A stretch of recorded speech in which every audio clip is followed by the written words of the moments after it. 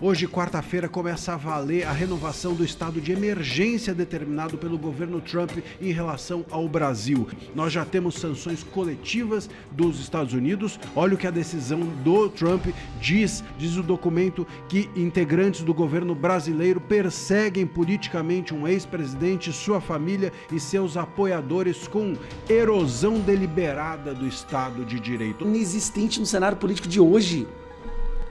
Como que a gente chegou nesse buraco? Como o Brasil virou esse lamaçal?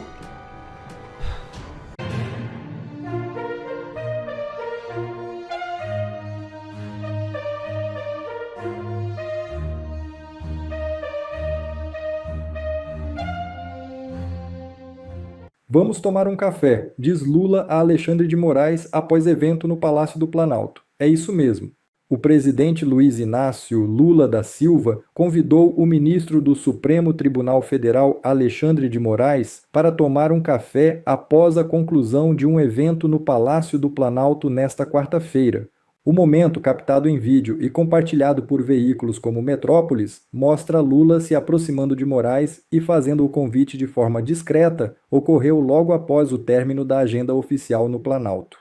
Até o momento não há detalhes sobre se o café foi realizado ou sobre o conteúdo de eventuais conversas. O encontro entre o presidente e o ministro ocorre em meio à perseguição a Bolsonaro e causa debates. A imagem reforça a proximidade entre Lula e Moraes. Juiz vai decidir um processo de calúnia promovido por Lula contra Flávio Bolsonaro, seu adversário político.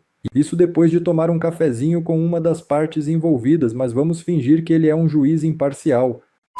Se Moraes tomar a eleição, os Estados Unidos vão tomá-la de Moraes e levar o Brasil de troco, afirma renomado jornalista. É isso mesmo. O ministro Alexandre de Moraes, do Supremo Tribunal Federal, deu 48 horas o ex-presidente Jair Bolsonaro explicar se autorizou o uso de imagem e voz do ex-presidente em vídeo gerado por inteligência artificial, exibido na Convenção Nacional do PL neste sábado. Na prática, segundo o renomado jornalista Cláudio Dantas, Moraes deu duas alternativas: prender Jair Bolsonaro em regime fechado ou caçar a candidatura de Flávio. O jornalista Cláudio Dantas rasgou o verbo corajoso. Se Moraes tomar a eleição, os Estados Unidos vão tomá-la de Moraes e levar o Brasil de troco. Idiotas, afirmou Dantas.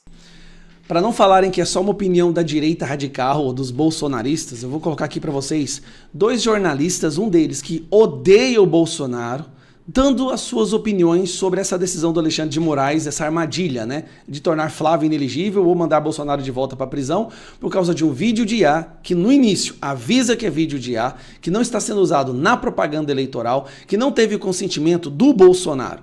Uma pessoa que está presa sem poder falar, sem dar opinião política. Eu nunca vi isso na vida, tá? Uma pessoa que está presa e ela está proibida por decisão judicial que ela não pode dar opinião política. Mas vamos lá, vamos ouvir o que os jornalistas têm a dizer. Na verdade, na minha leitura, o que a gente tem visto nessa campanha é o Supremo Tribunal Federal, principalmente o ministro Alexandre, o ministro Gilmar, tentando de alguma maneira tomar decisões que afetem a arena eleitoral, uma vez que eles não estão mais no TSE. O TSE é comandado pelo Nunes Marques, tem o vice André Mendonça, que são ministros que foram indicados pelo Bolsonaro, e tem uma visão da campanha eleitoral, né, que eu acredito até que é compartilhado pelo ministro Dias Toffoli, pelos ministros do STJ que estão lá no TSE, menos intervencionista do que a do Alexandre de Moraes, por exemplo, em 2022, que queria regular tudo o que as pessoas estão falando em todo lugar, principalmente em redes sociais. Então esse é um ponto como uma premissa para a gente introduzir essa decisão. Já tem uma ação no TSE, promovida pelo PT, sobre o uso dessa IA e já respondida pela defesa do Flávio. E tem, pelo menos dos advogados, hoje eu me dediquei muito a tentar entender isso, uma visão de que tudo o que aconteceu ali na IA do Bolsonaro no sábado, ela estaria de acordo, houve 3 advogados eleitorais que não estão vinculados a nenhum grupo político, estaria de acordo com a resolução 23.610. 3 advogados eleitorais que não são nem do Bolsonaro nem do Lula, falando, olha, não tem nada de errado com aquele vídeo de IA. Agora, Isso aqui você conhece, o Andreasa. Odeia o Bolsonaro. O cara odeia o Bolsonaro. Escuta ele aí. Dado que, com um senso de urgência que nunca lhe falta, Alexandre de Moraes, sob a gestão, uma imposição, sobrepondo-se à Constituição da República, vigorando entre nós, em larguíssima medida, inclusive infiltrado nos pensamentos do direito xandônico, que Alexandre de Moraes viria para, a partir das suas cautelares, aquelas bárbaras aplicadas a Jair Bolsonaro, as cautelares da inexistência, as cautelares do isolamento absoluto do preso, cautelares de cumprimento impossível, que responsabilizam o indivíduo por atos de terceiros, tudo aquilo de que já tratamos e voltaremos hoje a tratar, que aquilo seria mobilizado, e claro, o maledicente dirá, numa dobradinha com o PT, né? Provoca, reage. A judicialização da... A dobradinha com o PT. Olha isso. Matéria eleitoral, e circulou muito, repercutiu muito quando eu disse aqui que Alexandre de Moraes constituiria uma estrutura paralela de justiça eleitoral, um tribunal eleitoral paralelo, é o título do programa de hoje. Não é uma formalização, não é uma estrutura, quando digo isso, não vai ter um gabinete, uma sala, um grupo de pessoas constituindo um tribunal eleitoral paralelo para Alexandre de Moraes. É uma estrutura informal mesmo, de intervenção, de antecipação e de tomada de poder prerrogativo da justiça eleitoral. E é o que está acontecendo. Esse caso do vídeo de inteligência artificial, que deve ser tratado de acordo com a legislação eleitoral, já foi tomado por Alexandre de Moraes, e nós dizíamos aqui ontem e anteontem que isso aconteceria sob provocação do partido adversário de Flávio Bolsonaro. E também se pode dizer que se tratou de uma jogada político-eleitoral inteligente, provocadora da campanha de Flávio Bolsonaro, lançar o Jair Bolsonaro de inteligência artificial na convenção para gerar esse tipo de catimba. Tudo é possível. Mas nós aqui, e aliás já falamos sobre isso, nós aqui vamos nos deter hoje ao que diz a lei. O que diz a lei, o que é execução penal, o que é matéria eleitoral, o que diz a resolução 23.610 do Tribunal Superior Eleitoral. Tudo isso de modo a se contrapor, inutilmente, à imposição de um tribunal eleitoral paralelo por Alexandre de Moraes. Essa manifestação de ontem, que deu 48 horas para que Bolsonaro diga se autorizou o vídeo de inteligência artificial apresentado na convenção de Flávio, isso aqui é a geração de uma armadilha, de uma pegadinha. E aí, os Bolsonaro têm de fazer uma escolha. Ou Bolsonaro sabia do vídeo de inteligência artificial usado na convenção e, portanto, terá violado as cautelares absolutas.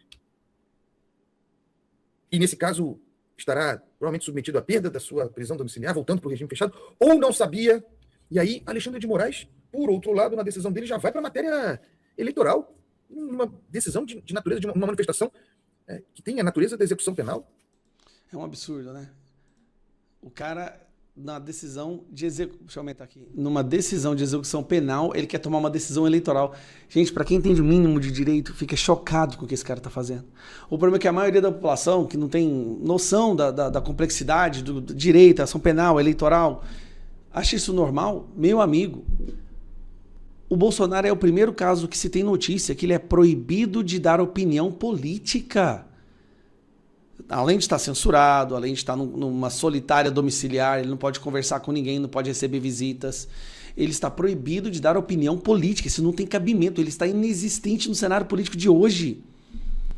Como que a gente chegou nesse buraco? Como o Brasil virou esse lamaçal? Hoje, quarta-feira, começa a valer a renovação do estado de emergência determinado pelo governo Trump em relação ao Brasil. Essa ordem já existia desde julho de 2025 e agora foi renovada pelo governo Trump. Portanto, eles consideram que Brasil e Estados Unidos, o governo Trump considera que Brasil e Estados Unidos estão no estado de emergência um com o outro país. Olha o que a decisão do Trump diz a respeito dessa renovação.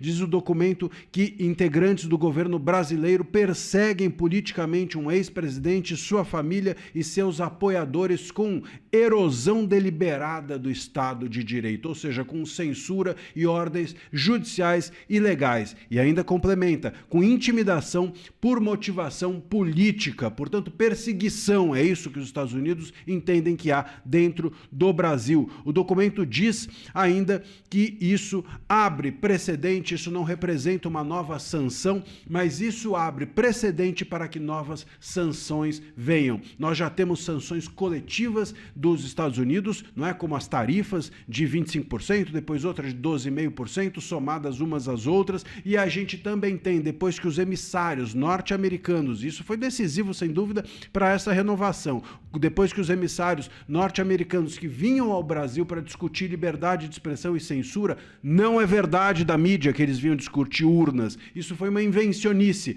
O próprio governo norte-americano disse que eles vinham aqui para discutir, não para questionar nada. E ainda que fosse para questionar, qual o problema? Não pode questionar nada nesse país tão democrático, questionar é crime. Enfim, esses emissários vinham, foi cancelado o seu visto e isso pegou muito mal com o governo norte-americano. Eles entendem que isso é um fechamento por parte do Brasil e já prometeram que haverá sanções individuais a autoridades brasileiras. Bom, para bom entendedor, meia palavra basta. Sanções individuais a autoridades brasileiras tem um cheirinho de quê? De Magnitsky. Eu vi, inclusive, já mencionado em alguns bastidores de reportagens jornalísticas que aliados do Bolsonaro, aliados da direita, que tem até mesmo relações com os Estados Unidos, já disseram que isso pode sim resultar na Magnitsky. Pode ser, portanto, que uma nova Magnitsky venha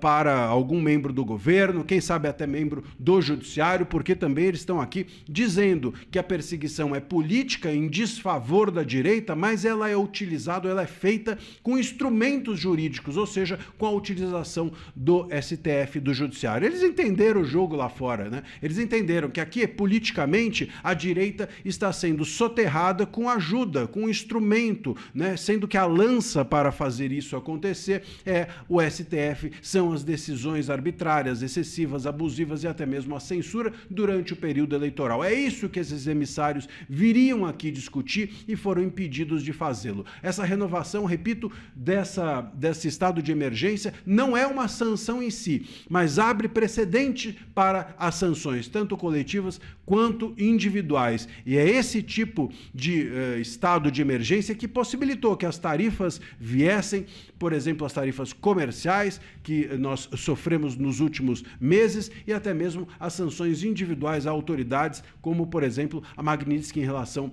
ao ministro Moraes. Então, meus caros, nós estamos agora em estado de alerta com os Estados Unidos, estamos em estado de alerta com a Argentina, por conta da briga do Lula. Vamos ver com quem mais ele vai brigar, com qual outro parceiro próximo como a Argentina ou cachorro grande como os Estados Unidos, o Lula vai brigar. Em relação a quem mais ele vai botar a nossa cabeça a risco para conseguir ganhar essas eleições. Deixa aqui o seu comentário, siga o nosso canal e a gente vai seguir atento ao desdobramento dessa história. Você sabia que existe desde maio uma autorização do STF para rastrear no exterior bens do Daniel Vorcaro? Eu vou te contar essa história agora. Segundo o Estadão, a decisão é do André Mendonça e pode alcançar outros envolvidos no Master. Ela não libera a Polícia Federal para fazer qualquer coisa. Quem precisa firmar acordos de cooperação com os outros países é o Ministério da Justiça, e aí tem um problema, porque o Ministério da Justiça, inclusive, já proibiu, isso aí nós tivemos essa notícia ontem, já proibiu por 100 anos, que as pessoas soubessem quem acessava ou não a cadeia, a cela do Daniel Vorcaro na sua prisão. Bom, o ponto é que, enfim, com autorização ou não, a Polícia Federal está indo atrás desses bens do Daniel Vorcaro no exterior. A própria Polícia Federal identificou, aspas, movimentações com características compatíveis com estratégias de ocultação, blindagem ou deslocamento patrimonial. Em março, o Estadão também mostrou que Vorcaro passou para sua ex-noiva, Marta Graef, bens que podem superar até 100 milhões de reais, inclusive com um trust nos Estados Unidos no nome dela, o que mostra também que aquela história que o ministro Gilmar Mendes veio querer fazer colar para cima de nós, de que as relações do Vorcaro não podiam ser explorados pela Polícia Federal, nem pela imprensa, que era a intimidade dele, uma ova. A intimidade dele é também importante porque ele distribuía os seus bens, os seus negócios e os seus negócios ilícitos, inclusive, também para o seu ciclo íntimo. O pai do Vorcaro está preso, o primo do Vorcaro está preso e as mulheres do Vorcaro, como aqui, recebiam, inclusive, também esses bens. É muito importante a gente ter essa trilha do dinheiro do Vorcaro no exterior, porque nós temos uma possibilidade com isso de asfixiar o Vorcaro de outras maneiras. Aqui no Brasil, nada até agora o convenceu de falar. Ele ainda acredita que é melhor não falar do que correr o risco de ter, sei lá, a sua saúde ou seus bens em risco. Mas, se esses bens fora do Brasil forem alcançados, e vamos aqui nos lembrar que todo mundo que, enfim, lida com corrupção, lida com fraudes, lida com lavagem de dinheiro, todas essas pessoas, a maior parte dos seus bens sempre estará lá fora do país, onde o alcance da Polícia Federal e, enfim, do Judiciário brasileiro acabam sendo mais difíceis. Portanto, com certeza, o seu maior patrimônio estará lá fora. Se esse patrimônio pudesse ser alcançado pelos investigadores, pela Polícia Federal, a gente terá talvez um Vorcaro pensando melhor antes de não falar, pensando melhor antes de aguardar e esperar que alguém o salve. Talvez a gente tenha uma nova realidade se descortinando diante do Daniel Vorcaro para que ele repense qual é a sua melhor estratégia. Por enquanto, a melhor estratégia é ele não entregar ninguém e nem nada, inclusive não entregar os seus bens que aqui no Brasil poderiam ser entregues. Se isso chegar a outros âmbitos, a outros países, talvez a gente tenha um Daniel Vorcaro pensando melhor, como eu mencionei. Olha, é importante também que a gente alcance esses bens do Vorcaro no exterior, porque esses bens no exterior alcançados pode ser que o rastro desse dinheiro, dele jogar essa grana e patrimônio e etc., e mesmo bens imóveis lá para fora, pode ser que chegue, inclusive, em outros personagens brasileiros que eventualmente também tiveram os seus bens via Vorcaro jogados lá para fora. Talvez muita gente que ganhou dinheiro com o Vorcaro ou através das relações do Vorcaro sejam descobertas nessa mesma abordagem da Polícia Federal. A gente vai ficar atento a essa história, se inscreva aqui no canal e deixa aqui o seu comentário sobre isso. E aí, vão chegar nos bens, vão asfixiar? Deixe seu comentário. Em menos de 24 horas, o ministro Alexandre de Moraes foi para cima do bolsonarismo, atropelando tudo e todos. Deu uma decisão contra o Jair Bolsonaro, também contra o Flávio Bolsonaro e também contra o Daniel Silveira. Contra o Jair Bolsonaro, nós já comentamos aqui no canal, ele quer saber se o Jair autorizou ou não o tal do vídeo de inteligência artificial, e se autorizou, vai devolver o Bolsonaro para a cadeia. Se não autorizou, vai para cima do Flávio. Agora, não é só essa questão que atinge o Flávio Bolsonaro. O Moraes também quer saber por que o Flávio Bolsonaro não compareceu na audiência que ele tinha para prestar esclarecimento sobre uma suposta calúnia em relação ao Lula. E agora ele está intimado a dizer, a se explicar por que não compareceu, mesmo que ele tenha apresentado por escrito uma defesa a esse respeito. E mesmo ele sendo senador e não precisando explicar nada, porque senador da República tem imunidade absoluta para suas palavras e votos. E outra coisa que está errado aqui nessa decisão contra o Flávio Bolsonaro é que o ministro Moraes esquece que o Flávio é investigado nesse caso. Ele não é testemunha. A testemunha é obrigada a comparecer. O investigado não. O investigado, inclusive, pode ficar em silêncio. O investigado muitas vezes nem sabe que está sendo investigado. Faz parte, portanto, do jogo a decisão do investigado de não comparecer, não prestar esclarecimentos, ficar quieto e deixar a coisa andar em relação a si ou as investigações contra ele. Quer dizer, o ministro Moraes passa por cima de todas as regras. No caso do Daniel Silveira, a mesma coisa. Em 2 horas depois da publicação dele apoiando um senador, supostamente apoiando um senador, 2 horas depois, o ministro Moraes já foi querer saber por que aquele vídeo tinha sido postado, sendo que há na gaveta do Moraes um pedido para retirada de tornozeleira do Daniel Silveira parado há muito e muito tempo. Portanto, meus caros, o cálculo aqui não é jurídico. O ministro Moraes, ele não tem absolutamente nada jurídico que pare de pé.